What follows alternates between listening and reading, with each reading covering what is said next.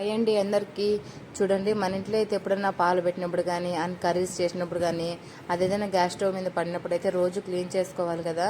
నేనైతే ఇంత చిన్న ట్రిప్ చెప్తాను, మీకు చాలా బాగా యూజ్ అవుతుంది. ఒక్కసారి మీరు కూడా ట్రై చేయండి. నేనైతే ఎప్పుడు ఇలానే ట్రై చేస్తాను. చూడండి, ముందుగా అయితే మనము న్యూస్ పేపర్ని అయితే చిన్న చిన్న ముక్కలుగా కట్ చేసి పెట్టుకోవాలి. కట్ చేసుకొని ఒక గిన్నెలోకి వాటర్ తీసుకొని ఈ వాటర్లో అయితే ఈ న్యూస్ పేపర్ కట్ చేసుకున్నట్టువైతే దాంట్లో అయితే వేయాలి. దాంట్లో వేసిన తర్వాత ఇంకా గ్యాస్ స్టవ్ అయితే క్లీన్ చేసుకోవాలి. మీది ఎక్కువగా గ్యాస్ స్టవ్ కన్నా కొంచెము ఎక్కువ ఆయిల్గా అట్లా ఉన్నిందనుకో సోప్ వాటర్ కానీ అండ్ సామాన్లు కడిగే లిక్విడ్ ఏదైనా ఉంటే కూడా కొంచెం వేసుకొని ఈ పేపర్తో అయితే క్లీన్ చేసుకుంటే ఇంకా బాగా వస్తుంది. మా దానిపైన ఎక్కువ ఏమి మరకలు లేవు కాబట్టి నేను నార్మల్గానే క్లీన్ చేసేసాను, సోప్ అయ్యి ఎక్కువ వేయకుండా ఏమి. చూడండి, ఇలా అయితే మొత్తం అయితే అన్నిటినీ క్లీన్ చేసి పెట్టుకోవాలి.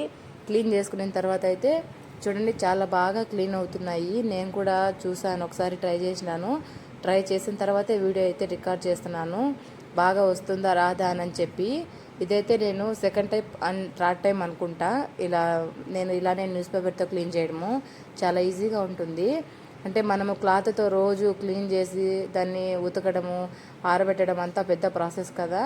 ఇలా ఒకసారి మీరు కూడా ట్రై చేయండి. ఇంకా అవైతే పక్కన పెట్టేసిన తర్వాత ఇప్పుడు నార్మల్ న్యూస్ పేపర్ అయితే తీసుకొని తడిది లేకుండా నార్మల్గా పొడి పేపర్ అయితే తీసుకొని దాన్ని చిన్న చిన్న పీసెస్గా కట్ చేసుకొని, చూడండి వీడియోలో చూపిస్తున్నట్టయితే నార్మల్గానే ఇలా అయితే క్లీన్ చేసేసుకోవాలి మొత్తము. చాలా బాగా యూజ్ అవుతుంది. మీరే ఒకసారి చూడండి, నేను లాస్ట్లో అయితే చూపిస్తాను ఎలా గ్యాస్ స్టవ్ అయితే వచ్చిందా అని చెప్పి. ఇలా ఎక్కడైనా తేమ ఉన్నింది కానీ మొత్తం జిడ్డు ఆయిలీగా ఏది లేకుండా నార్మల్గా వచ్చేసింది. చూడండి, చాలా బాగా వర్క్ అవుతుంది. మీకు గన ఇలా నచ్చిందనుకో ఒక్కసారి లైక్ చేసేయండి. Thank you for watching.